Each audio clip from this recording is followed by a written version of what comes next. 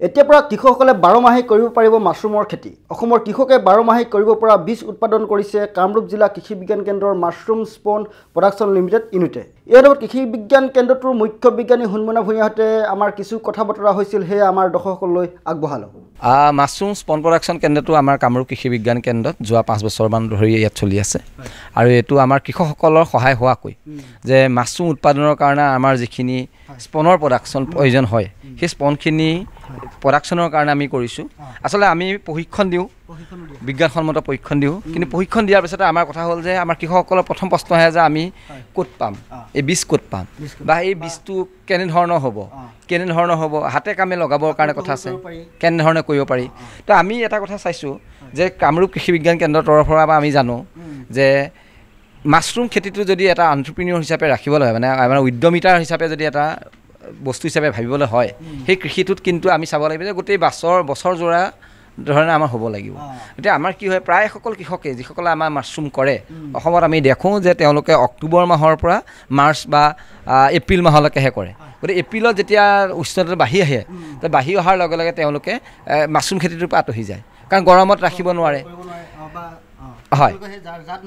জাত নাপায়। গতিকে সেইকাৰণে আমাৰ এই কৃষি বিজ্ঞান কেন্দ্ৰটোৱে আমাৰ কি কৰা হৈছে যে এই বীজৰ ক্ষেত্ৰত উৎপাদন কৰা হৈছে আৰু ইয়াত বিভিন্ন ধৰণৰ জাতৰ কৰা হৈছে। ধৰি লওক ঠাণ্ডা দিনৰ কাৰণে যিটো অয়েষ্টাৰ মাছৰুম, সাধাৰণতে আমাৰ যিটো মাছৰুম বুলি ক'লে আমাৰ মনত আহে সেইটো আপোনালোকে যদি চাই এই ফটোখন দেখিছে, এইখন আমাৰ অয়েষ্টাৰ মাছৰুম, ঠাণ্ডা দিনত কৰা হয়। ঠিক তেনেধৰণে আকৌ ঠাণ্ডা দিন যেতিয়া উষ্ণতা 25 ডিগ্ৰীৰ ওপৰত গুচি যায় তেতিয়া আমি মিল্কী মাছৰুমলৈ গুচি যাওঁ। তো মিল্কী মাছৰুমত মিল্কী হোৱাইট মাছৰুম বুলি ক'লে এইটো ধৰি লওক, হয়, এইটো গৰম দিনত 25 ডিগ্ৰী উষ্ণতাৰ বাহিৰত। গতিকে আমি মিল্কী মাছৰুম কৰিলোঁ। গতিকে মিল্কী মাছৰুমৰ লগতে আকৌ অয়েষ্টাৰ মাছৰুমটো, মানে মিল্কী মাছৰুমৰ সময়ত কেতিয়াবা আমি পিংক মাছৰুমটো কৰোঁ, পিংক অয়েষ্টাৰ মাছৰুম যিটো আছে সেইটো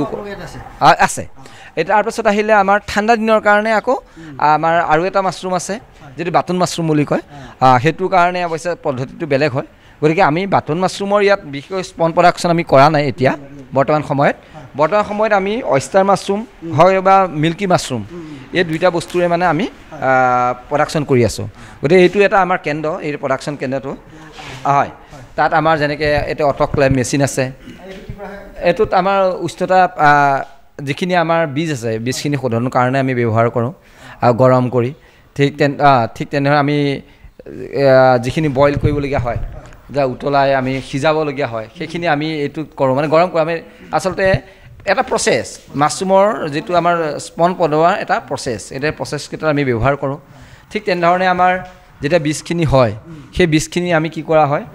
এটা নিৰ্দিষ্ট উষ্ণতাত আমি ৰাখিব লাগে তাৰ গ্ৰ'থৰ কাৰণে। গতিকে সেই স্পনবিলাক বনাওঁতে আমি কৰোঁ। যদি আপোনালোকক মই এটা স্পন দেখুৱাই দিছোঁ বাৰু, এইটো এটা স্পন, হয়, এইটো এটা আমাৰ বৰ্তমান সময়ত এটা অয়েষ্টাৰ মাছৰুমৰ স্পন। এটা সময় আহিছে, গতিকে অক্টোবৰ মাহ সোমালে, গতিকে আমাৰ কৃষকৰ যথেষ্ট ডিমাণ্ড আছে আৰু কৃষকসকলৰ যিমান ডিমাণ্ড আছে সেই ডিমাণ্ড মতে আমি ফুলফিল কৰিবৰ কাৰণে আমি চেষ্টা কৰোঁ। অৱশ্যে এটা আমাৰ ইউনিভাৰ্চিটিৰ নিৰ্দিষ্ট ৰেট আছে, ৰেট হিচাপে আমাৰ নিব পাৰে। আৰু কিমান টকা এইটো? এটা ইয়াত 200 গ্ৰাম আছে, এইটো দুটা চিলিণ্ডাৰৰ কাৰণে ব্যৱহাৰ হ'ব আৰু 22 টকা, মানে 100 গ্ৰাম আছে আৰু 200 গ্ৰাম আছে 22 টকা। দুটা চিলিণ্ডাৰ মানে এটা চিলিণ্ডাৰত 100 গ্ৰামকৈ লাগে, 100 গ্ৰামত মানে 11 টকাকৈ যায়। এটা চিলিণ্ডাৰৰ বীজৰ দাম 11 টকা। গতিকে আমি ইকনমিক্সটো চাইছোঁ যে এটা চিলিণ্ডাৰৰ পৰা যদি আমাৰ মোটামুটি 3 কেজিকৈ আহে উৎপাদন হয়, মানে 600 টকা হ'ল, 200 টকাকৈ বেচিলে, যে 200 টকাত যদি আমাৰ 600 টকা উৎপাদন হ'ল, তেতিয়াহ'লে আমাৰ দেখা যায় প্ৰায় খৰচ যদি চোৱা যায় প্ৰায় 60 টকামান খৰচ হ'বগৈ, উৎপাদন হ'ব পাৰে। গতিকে এতিয়া কৃষকজনৰ কথা যে তেওঁ কিমান এলেকা আছে, কিমান এৰিয়া কৰিছে। আৰু এটা কথা মনত ৰাখিব লাগিব যে অকল ঠাণ্ডা দিনতে কৰিলে হ'ব, মই প্ৰতিজন কৃষকক একদম, আৰু কৃষকজনক মই প্ৰায়ে ক'ম যে আমি কৃষকসকলক পাই থাকোঁ যে তেওঁলোকে উৎপাদন কৰি একেলগতে বহুত কৰি দিয়ে, সেইটো হ'ব নালাগিব। আমাৰ কথা হৈছে 12 মাহে যিসকল মাছৰুম খায়, যিসকলে মাছৰুম খায় তেওঁলোকে 12 মাহে খাবলৈ ইচ্ছা কৰে পাৰিব লাগিব আৰু সেইটো কৰিবৰ কাৰণে আমাৰ হাতত যিহেতু বিভিন্ন জাত আছে গতিকে মই অনুৰোধ কৰিম কামৰূপৰ ওচৰৰ পাজৰ যিখিনি জিলা আছে তাৰ কৃষকসকল যদি আছে তেওঁলোকে ইচ্ছা কৰিলে আমাৰ ইয়াৰ পৰা বীজখিনি লৈ যাব পাৰিব 20খিনি লোৱাৰ উপৰিও আপোনালোকক গাইড দিব 20খিনি লোৱাৰ উপৰিও আপোনালোকে সম্ভৱ তেওঁলোকক গাইড দিব নিশ্চয় নিশ্চয় আমাৰ ইয়াততো হাতে কামে আমি প্ৰশিক্ষণ দিওঁৱেই তাৰ উপৰিও যদি কোনোবা যদি সেই প্ৰশিক্ষণ অংশ ল'ব নোৱাৰেও তেতিয়া তথাপি তেওঁলোক আহিলে আমাৰ ইয়াত যিসকল টেকনিচিয়ান আছে তেওঁলোকে হাতে কামে দেখুৱাই দিয়ে যে আমাৰ কেতিয়াবা আমাৰ বিজ্ঞানীজনে সেইদিনাখন ট্ৰেইনিং নিদিবও পাৰে গতিকে সম্ভৱ নহ'বও পাৰে কিন্তু আমাৰ যিহেতু কেনেকৈ এতিয়া আমাৰ চলি আছে গতিকে ইয়াত আহি হাতে কামে চাই যাব পাৰে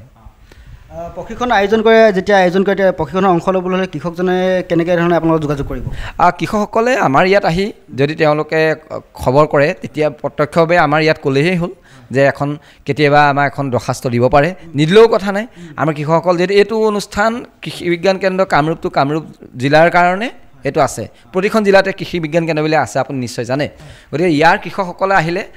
প্ৰত্যক্ষভাৱে আমাৰ ইয়াত যোগাযোগ কৰি তেওঁলোকে নিজৰ গাঁৱতো কৰিব পাৰে নিজৰ গাঁৱত কৰিলে অৱশ্যে তেওঁলোক 25জন মানুহ গোট খাব লাগিব গতিকে আমি 25জন মানুহক ট্ৰেইনিং দিওঁ গতিকে এটা গ্ৰুপত এজনক আমি ট্ৰেইনিং দিবলৈ নাযাওঁ গতিকে আমাৰ ইয়াত পাতিলে আকৌ আমাৰ 25জন মানুহ হ'লে আমি তেনেকৈ খবৰ কৰোঁ তেওঁলোকে হাতে কামে আহি তেতিয়া শিকিব পাৰে ছাৰ এতিয়া ধৰি লওক আমাৰ আপোনালোকৰ ইয়াত আমাৰ প্ৰতিটো ছিজনতে কৰিব পৰা